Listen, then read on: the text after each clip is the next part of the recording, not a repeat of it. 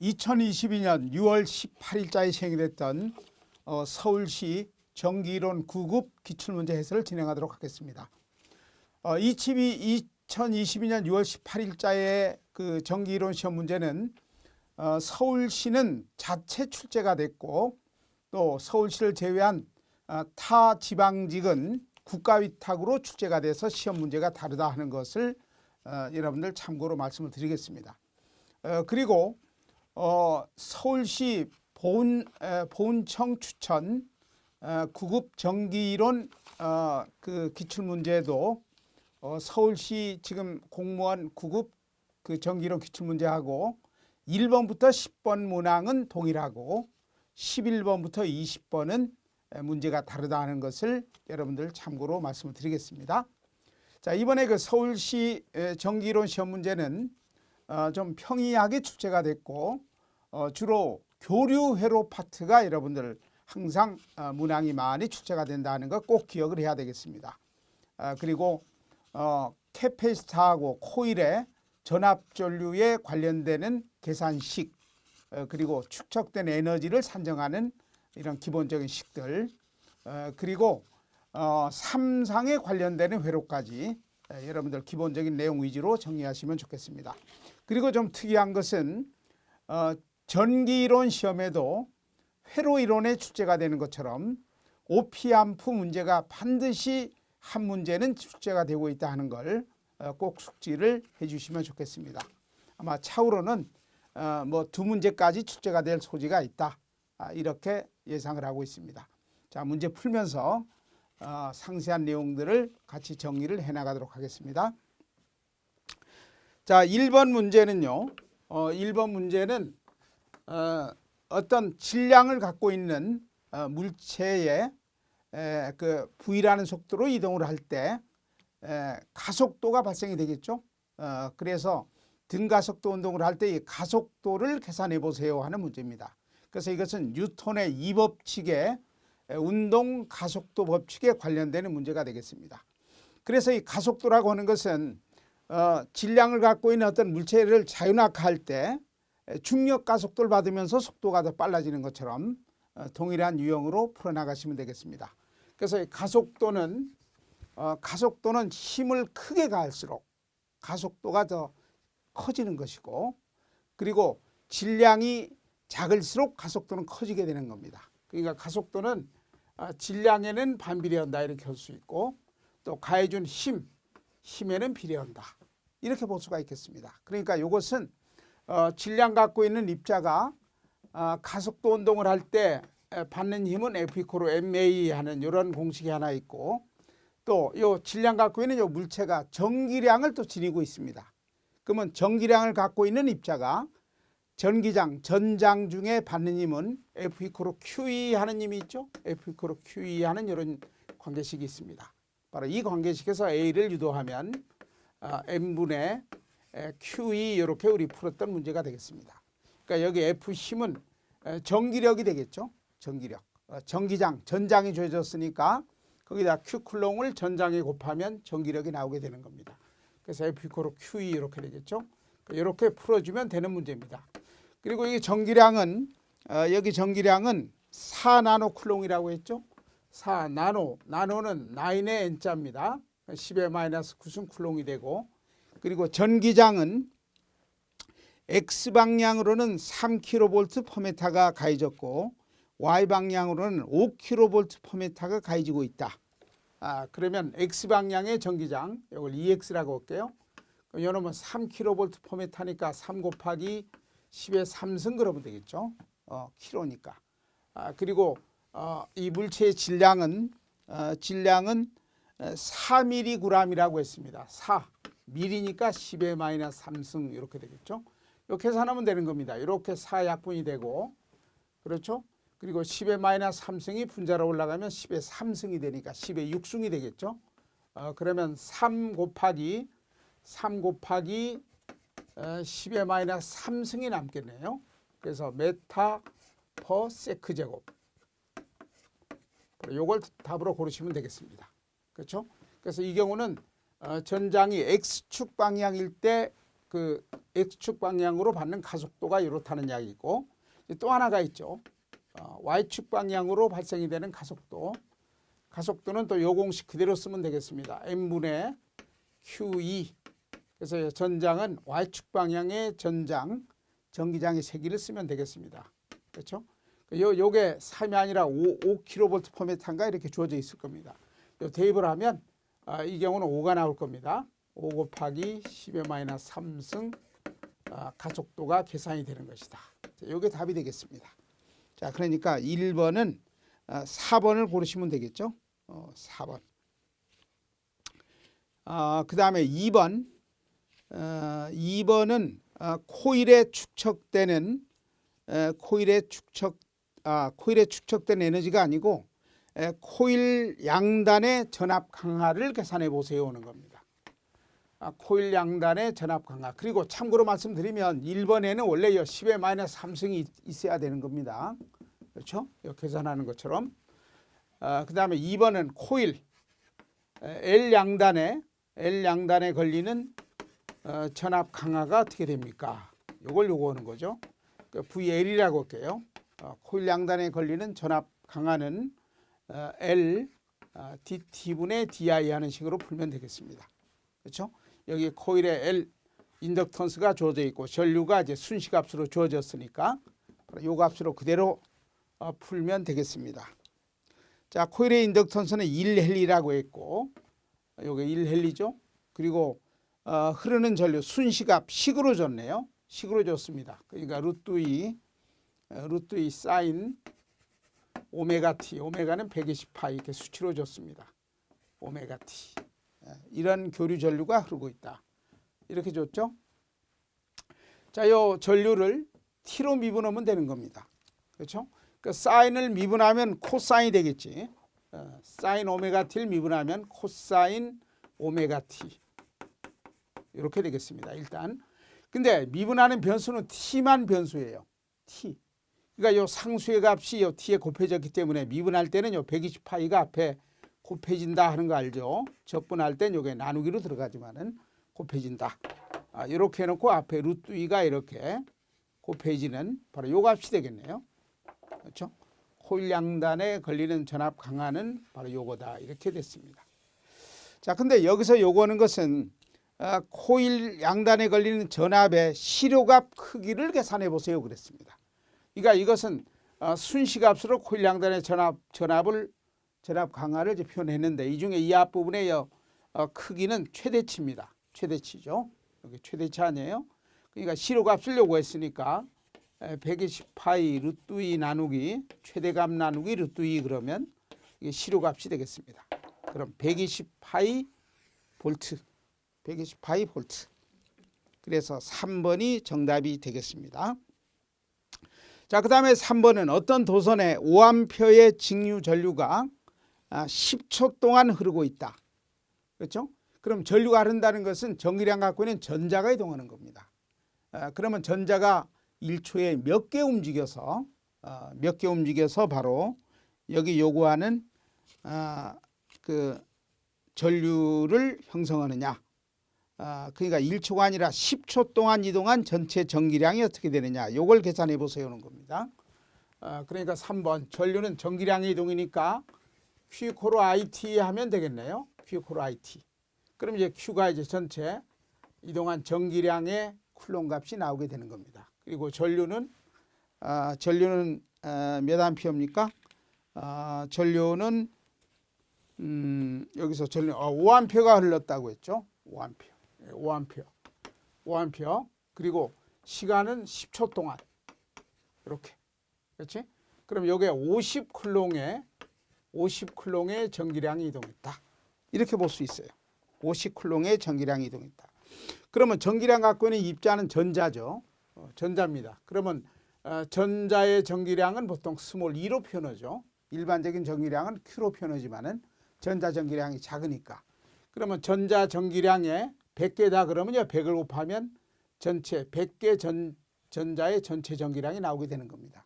그러면 전체 전기량이 바로 이렇게 돼야 되니까 이렇게 등식을 세워서 개수 n을 계산하면 되겠지? n을 계산하면 되겠습니다. 그러면 전자 50쿨롱의 전기량 속에는 전자 몇 개가 포함되어 있어야 되느냐 이걸 묻는 거니까 이제 요거 50 나누기 전자 전기량 이런 1.602 곱하기 10의 마이너스 19승 쿨롱 이렇게 계산하시면 답이 쉽게 계산이 되겠습니다. 그래서 이것은 1번이 되겠습니다. 1번 3.125 곱하기 10의 20승계 그러니까 요 10의 마이너스 19승이 분자로 올라가면 10의 19승 되죠. 그럼 요 0이 10이 하나 있으니까 10의 20승 해놓고 이제 여기 유효 숫자는 5 나누기 1.6 그러면 되겠죠. 5 나누기 1.6 하면 3. 얼마 이렇게 거기다 곱하기 10의 20승 개 이렇게 되겠습니다. 자, 그 다음에는 4번의 직류회로네요. 직류회로 3개 저항이 이렇게 있고 전류가 이제 각각 I1, I2, I3 전류가 이제 분배가 되고 있습니다. 전류 분배는 저항에 반비례하죠. 저항이 작은 쪽으로 전류가 제일 큰 전류가 흐를 겁니다. 그렇겠죠?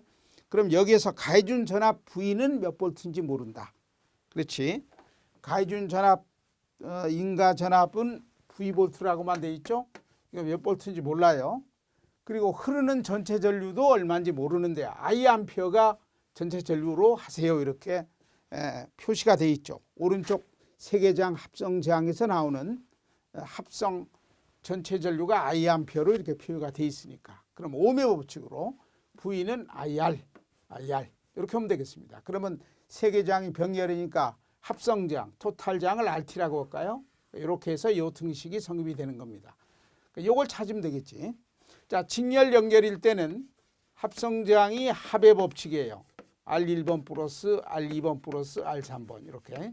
직렬은 합의 법칙으로 저항이 커지는 방식입니다. 근데 병렬은 합성저항이 작아지는 법칙이죠. 그러니까 합의 법칙이 아니라 분의 1 법칙입니다. 자, 무슨 이야기냐면 R분의 1, R2분의 1, R3분의 1 이것도 RT분의 1 이렇게 합산하면 된다 이 말이지. 그렇지? 그럼 내가 원하는 것은 요거죠. 요게 합성저항, 토탈저항. 요거 분의 1이 아니라 이겁니다.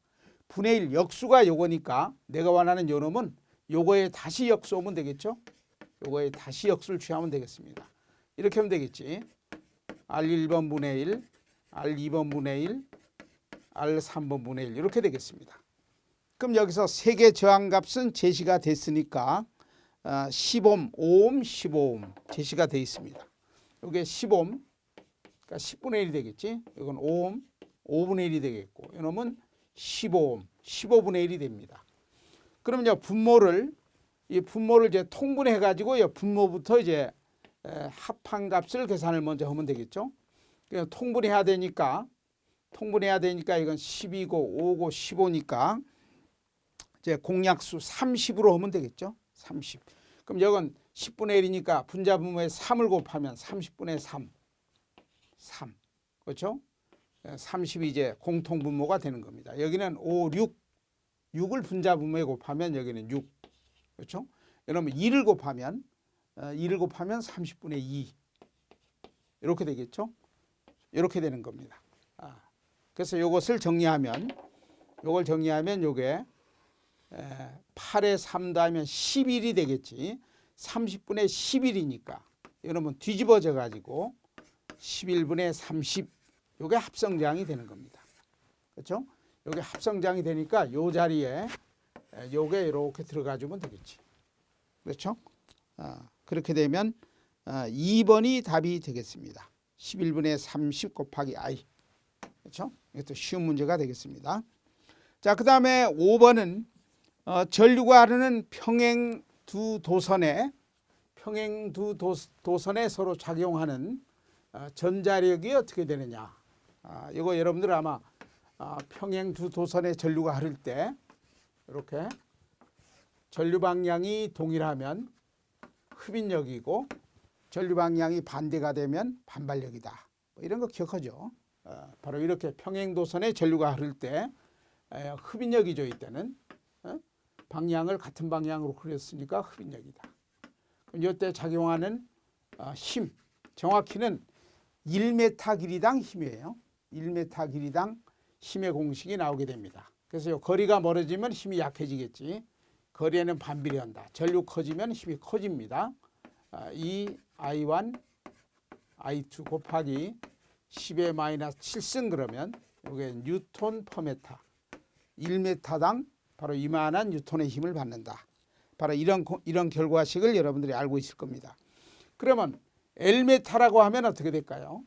L메타에 받는 힘을 F-라고 하면 1m당 받는 힘이 요거니까 여기다 이제 L메타는 L을 곱해주면 되겠지. 1m에서 요만큼이니까 5m면 이거에 5배가 되고 L메타면 L배가 되는 겁니다. 이렇게 되겠죠. 이렇게 쓸 수가 있겠습니다. 이렇게 쓸 수가 있는 문제입니다.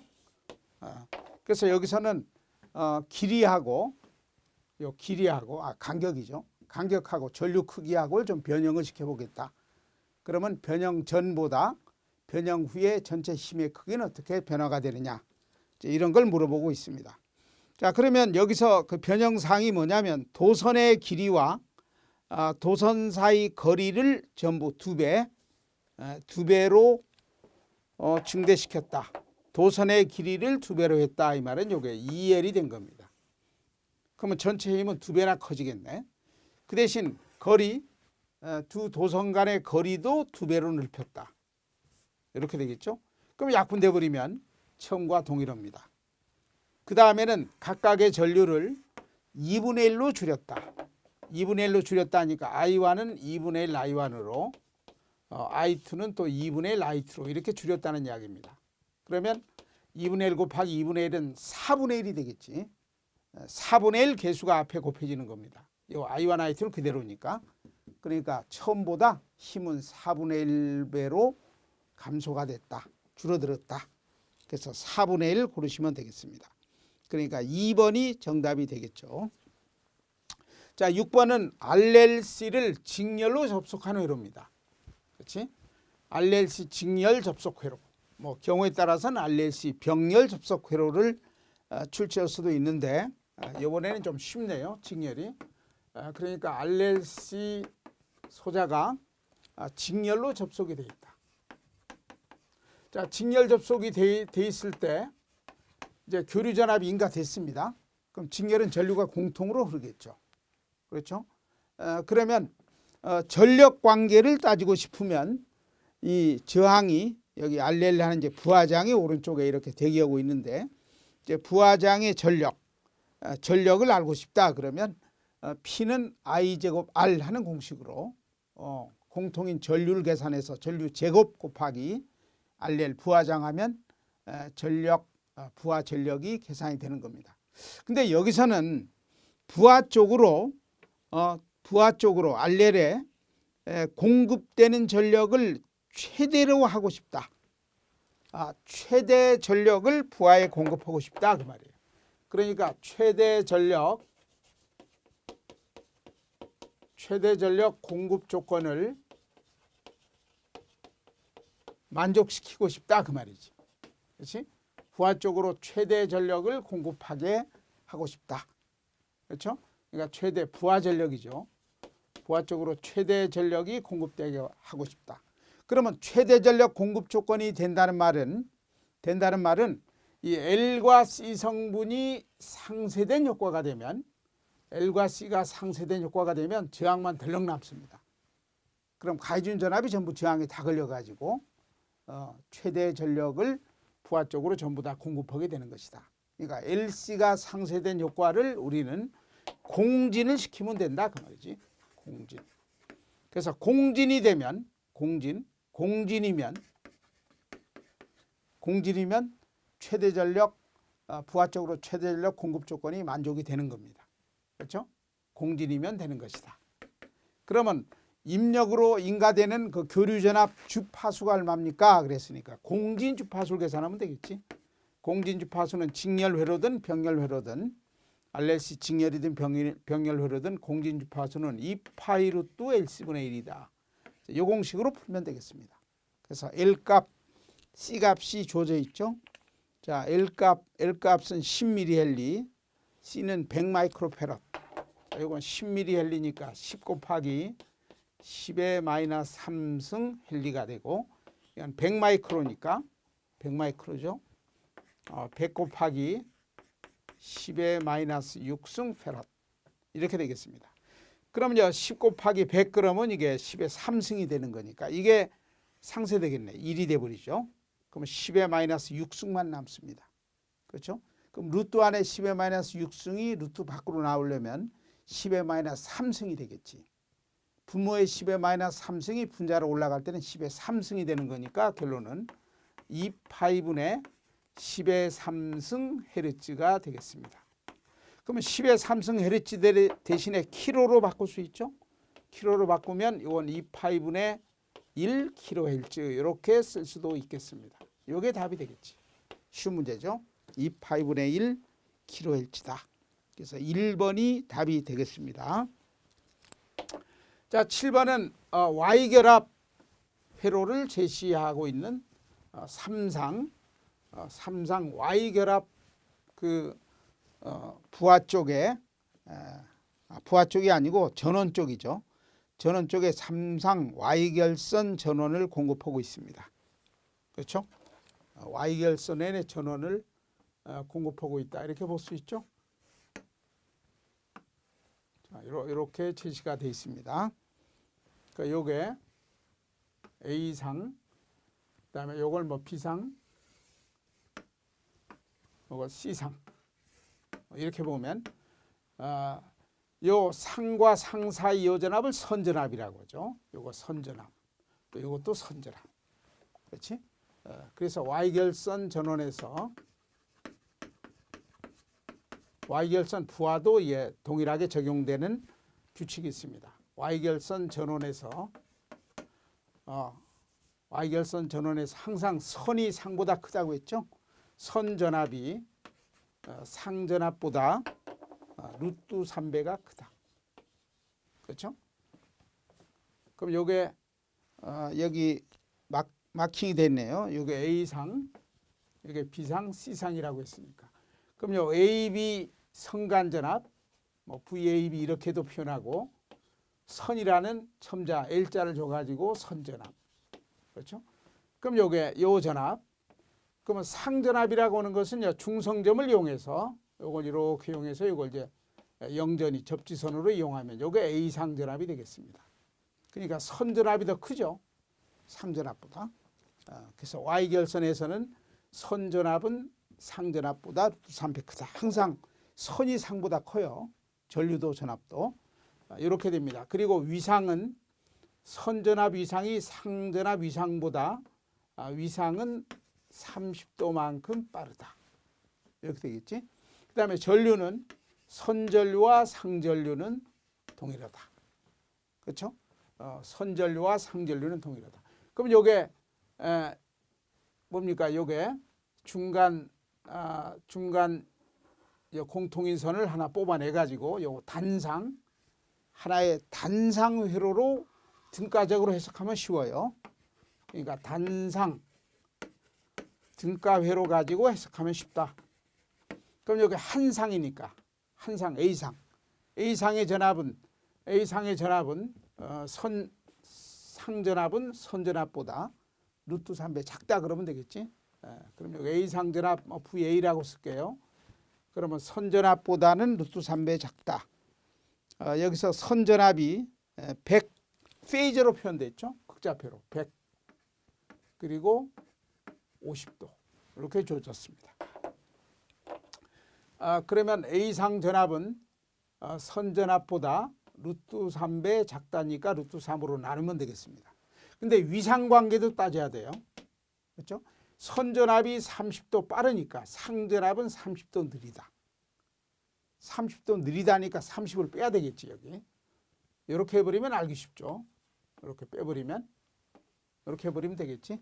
그럼 크기는 요놈이 되고 상전압 크기는 요놈이 되고 위상은 플러스 20도가 되겠네. 그렇죠? 플러스 20도. 상전압 플러스 20도 빠른 위상이 되겠습니다. 그래서 여기서는 요구하는 게 뭐냐면 이 삼상 회로의 역률이 어떻게 되느냐. 역률이 어떻게 되느냐. 역률이 어떻게 됩니까? 요걸 묻습니다. 그러면 요놈 가지고도 해석할 수 있죠. 한 상인 A상, A상의 전압 크기는 100 나누기 루트 3 이렇게 되고, 그리고 여기 흐르는 전류가 이제 선전류하고 A상으로 흐르는 상전류가 같습니다. 그러면 상전류하고 선전류는 같다. 그러면 전압하고 전류 비교하면 전압이 요거 빼면 20도 빠른 거죠. 전압이 20도 빠른 겁니다. 누구보다? 상전류보다, A상전류보다. 전류는 A상전류나 선전류는 같다고 했죠. 이제 상으로 이제 비교하려고 하니까, 그럼 전류는 20도 위상이, 전압이 20도 빠르고 전류는 20도 느리다. 그렇게 볼 수 있지. 전류가 20도 느리고 전압은 전류보다 20도 빠른 셈이 되겠습니다.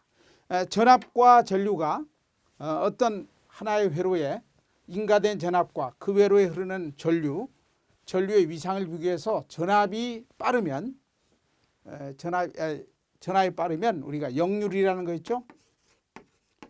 역률이라는 것은 전압 전류의 위상차의 코사인을 취한 값을 역률이라고 합니다. 이렇게 되겠지. 그럼 역률의 크기는 이게 되겠습니다.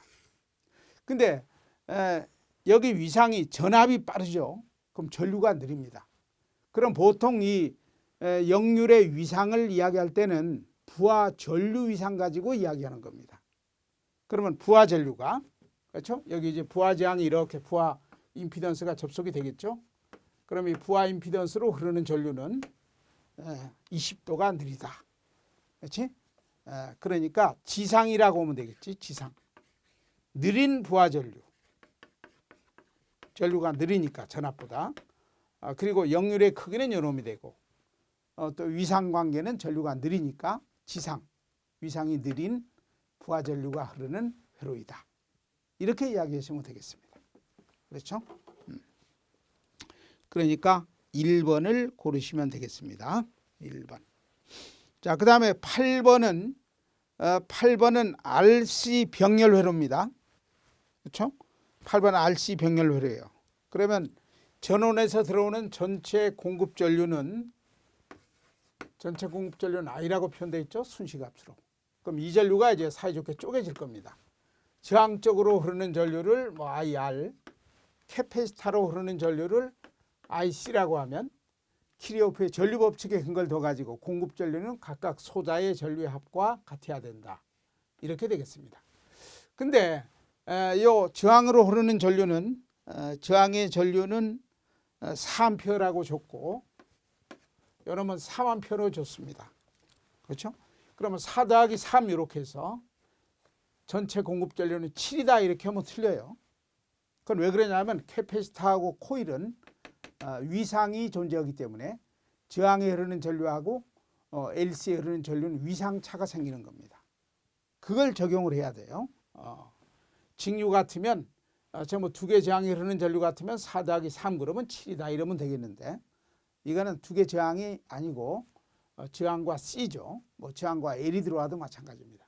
그럼 캐패시터는 전압이 느리죠.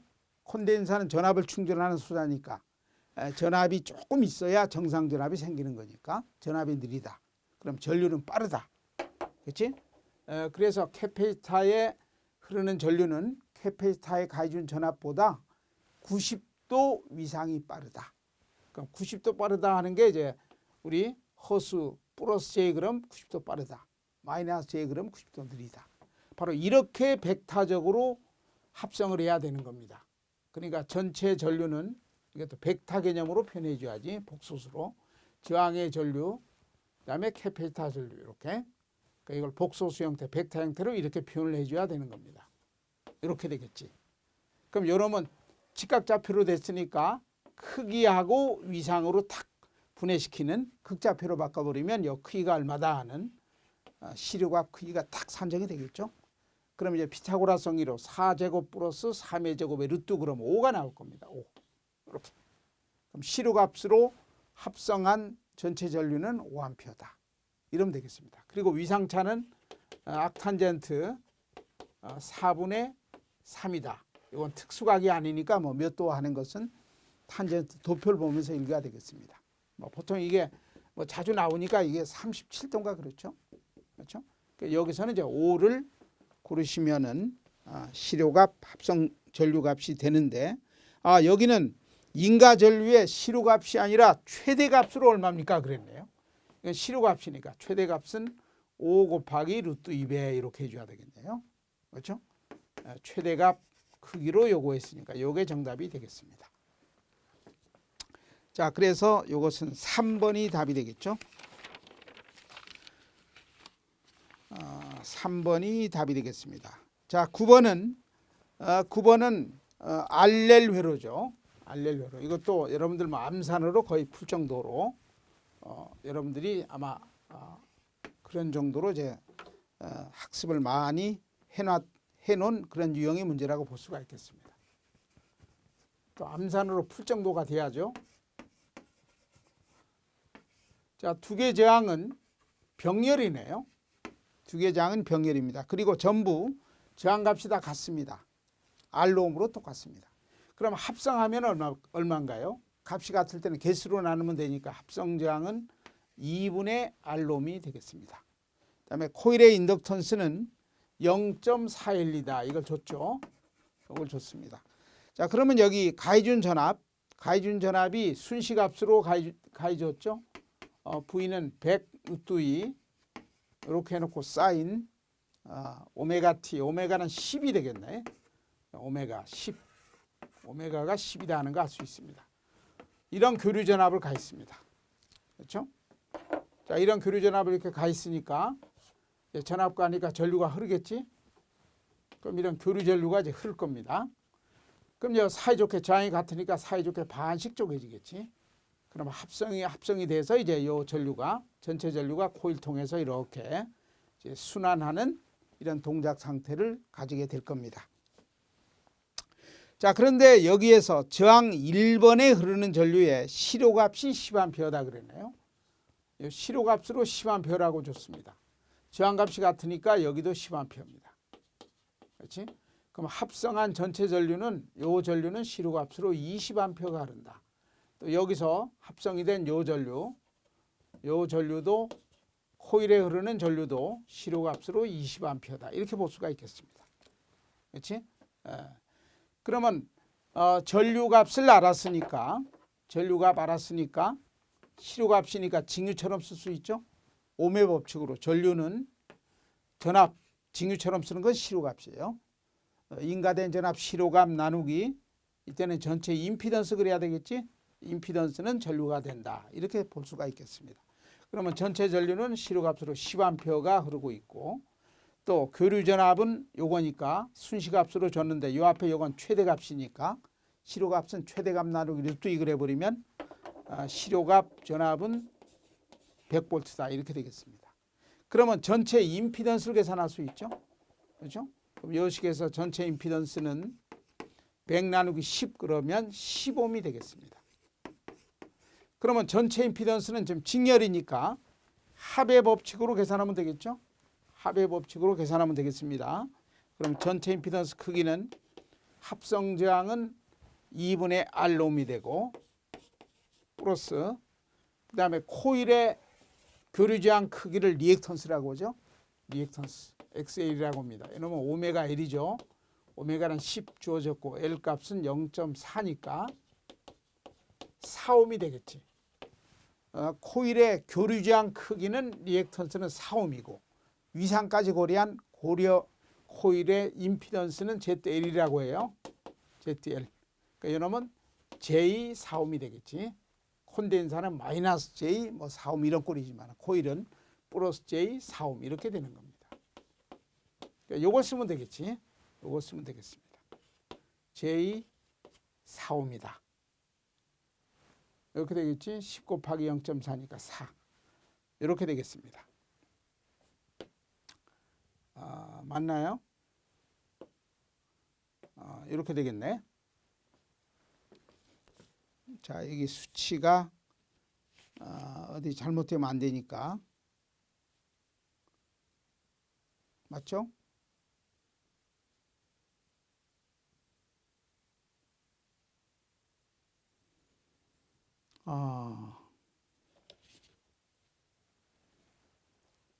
자, 요게 4옴이 되고 요 놈은 2분의 R 옴이 되고 전체 임피던스는 어떻게 되나요?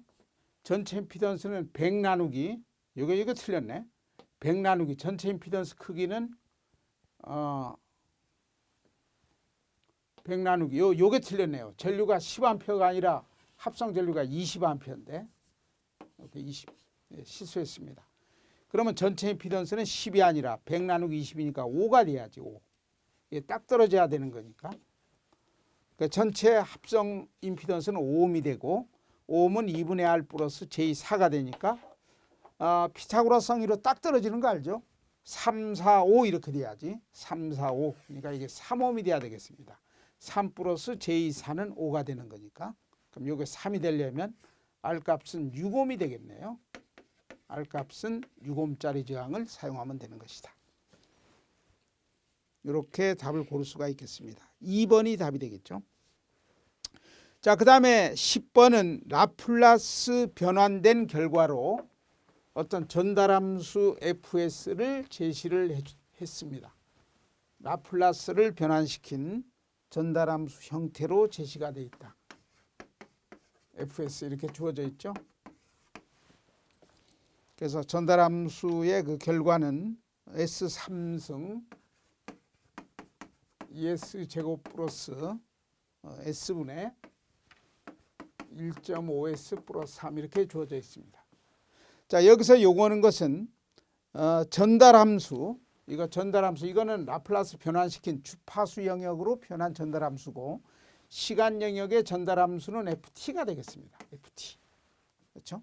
그럼 시간 영역의 전달함수 FT가 있는데 T의 값이 무한대로 갈 때 T의 값이 무한대로 가면 F 무한대가 되겠지. F 무한대. 요거는 시간이 충분히 지났을 때 정상 상태의 FT의 값을 이야기하는 겁니다. 그렇죠?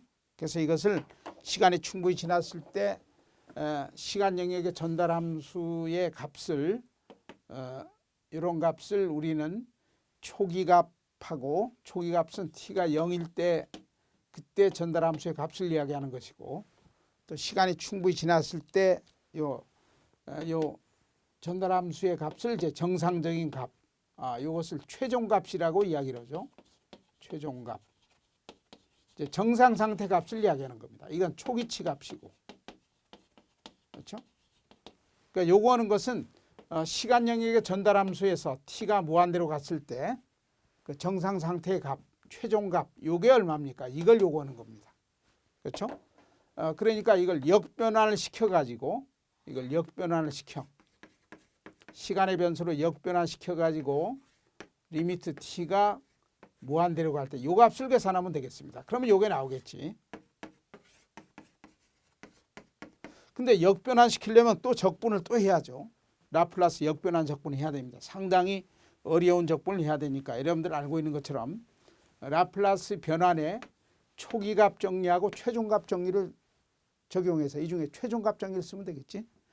시간이 무한대로 간다는 이야기는 주파수는 S가 J오메가 주파수 연산기호니까 주파수는 시간의 역수입니다. 그렇죠? 그러니까 시간이 무한대면 S는 주파수는 0으로 가는 거지. 그렇죠? 왜냐하면 요거 역수 무한대분의 1이 주파수가 되는 거니까 이렇게 되는 겁니다. 그러니까 라플라스 변환시킨 S 변수로 표현된 요 식에서 S를 0으로 적분시키는 극한값을 계산하면 이거와 동일한 효과가 되는 것이다. 근데 주의사항은 요 라플라스 변환시킨 결과에 S를 곱한다는 거 이거 빼먹으면 망칩니다. 이렇게 하면 이게 동일한 효과가 나타난다. 이 놈을 계산하기 위해서 이걸로 쉽게 계산할 수 있다. 잘 알고 있죠? 이렇게 되는 겁니다. 그럼 주어져 있는 라플라스 변환된 결과 요거에다 S를 곱하는 거니까 S를 곱하면 1.5S 플러스 3에 분자 S가 곱해지는 거니까 약분이 되겠네요. S3승 2S제곱 플러스 3하고 이 S 하나 약분 되겠지? 요게 S로 묶으면은 그럼 이렇게 바뀝니다. 분자는 그대로 되고 분모는 S제곱, 제곱은 S가 되겠고 요건 1이 되겠죠? 이렇게 해가지고 이렇게 해가지고 이제 S를 0으로 극한시킬 때 값을 계산하면 되겠습니다. 그럼 S 대신에 0 집어넣어버리면 0이니까 요것만 남습니다. 그럼 3이 되겠지. 3. 그러므로 최종값, 전달함수 ft에서 요게 t가 무한대로 갈 때 최종값, 정상값은 3이라는 값으로 수렴하는 그러한 회로이다. 이렇게 결론 내릴 수가 있습니다. 이게 답이 되겠죠.